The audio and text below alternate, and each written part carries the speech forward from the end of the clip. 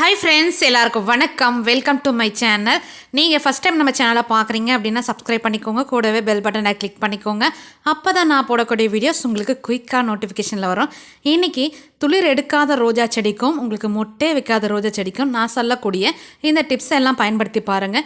எக்கச்சக்கமான துளிர்கள் வைக்கோங்க. இப்போ பார்க்குற ரோஜா செடி நல்லா பட்டு போய் அப்படியே இருந்தது, துளிரும் இல்லை, ஒரு பூ கூட பூக்காமல் இருந்தப்போ நான் இந்த கேர் கொடுத்ததுலேருந்து நிறைய பூக்கள் பூக்க ஆரம்பிச்சிருக்கு.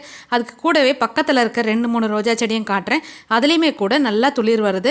இதுக்கு ஃபஸ்ட்டு நம்ம பண்ண வேண்டியதுன்னு பார்த்தீங்கன்னா, இந்த கிளைமேட்டில் உங்களுக்கு வரல அப்படின்னா செடியில் மண்ணில் ஓவர் ஈரப்பதம் கோத்துட்ருக்க மாதிரி இருக்கும். முடிஞ்ச அளவுக்கு ஈரப்பதங்கள் நிறைய இல்லாதபடி மண்ணை லைட்டாக கிளறி விடுங்க. முக்கியமாக பூச்சி தாக்குதல் பெருசாக வராது. இந்த கிளைமேட்டில் அஸ்வினி பூச்சி இல்லை த்ரிப்ஸ் இருக்குது இல்லையா, அது இலைங்களுக்கு பின்னாடி இருக்கும். அப்படி இருக்கிற செடிகளில் இந்த மாதிரி நல்லா செந்தளிராக வர்றதுக்கும் பூச்சி தாக்குதல் இல்லாமல் ஆரோக்கியமாக இருக்கிறதுக்கு உங்கள் வீட்டில் முருங்கைக்கீரை இருக்குது இல்லையா, அந்த கரைசல் நீங்கள் செஞ்சு கொடுக்கலாம். இல்லை அப்படின்னா மீன் அமிலம் ஆல்ரெடி நான் வீடியோவில் கொடுத்துருக்கேன். அந்த வீடியோட லிங்க் நான் டிஸ்கிரிப்ஷனில் கொடுக்குறேன். அந்த மாதிரி செஞ்சு நீங்கள் செடிங்களுக்கு இலை வழியாக ஊட்டம் கொடுத்துட்டு வாங்க. ரொம்ப பட்டு போய் காஞ்சிருக்கிற செடியில் கூட கீழே துளிர் வர ஆரம்பிக்கும். இந்த மாதிரி உங்கள் செடிங்களையும் கண்டிப்பாக வரும்.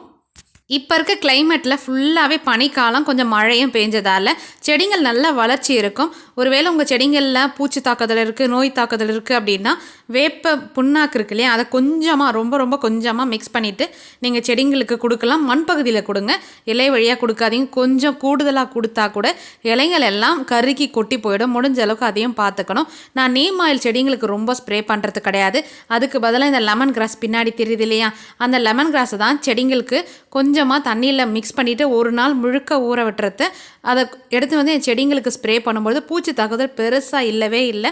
அந்த மாதிரி கூட வீட்டில் வேஸ்ட்டாக இருக்கிற இந்த மாதிரி இலைத்தழைகளில் நல்ல வாசனையாக இருக்கக்கூடிய மூலிகை செடிங்களுக்கு ஸ்ப்ரே பண்ணலாம். செடிங்களுக்கு நல்ல பச்சையும் கிடைக்கும், அதே மாதிரி ஆரோக்கியமாக இருக்கும். இதே மெத்தடை நீங்களும் ட்ரை பண்ணுங்கள்.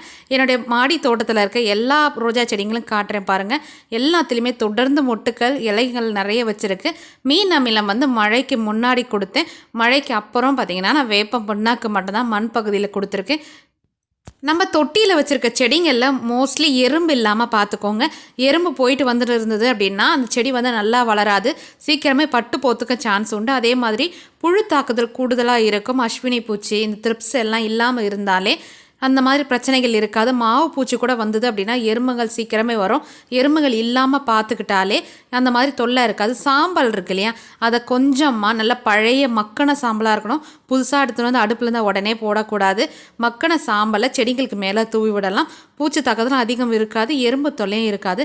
இந்த டிப்ஸை நீங்களும் ட்ரை பண்ணி பார்த்துட்டு உங்களுடைய ஃபீட்பேக்கை எனக்கு கீழே கமெண்ட்டில் சொல்லுங்கள். ஆல்ரெடி என்னுடைய செடிங்களுக்கு நான் இதை தான் கொடுத்துட்டு வரது. அப்போது வேறு ஒரு இன்ட்ரெஸ்டிங்கான வீடியோவில் நான் உங்களை சந்திக்கிறேன். தேங்க்யூ, பாய் பாய்.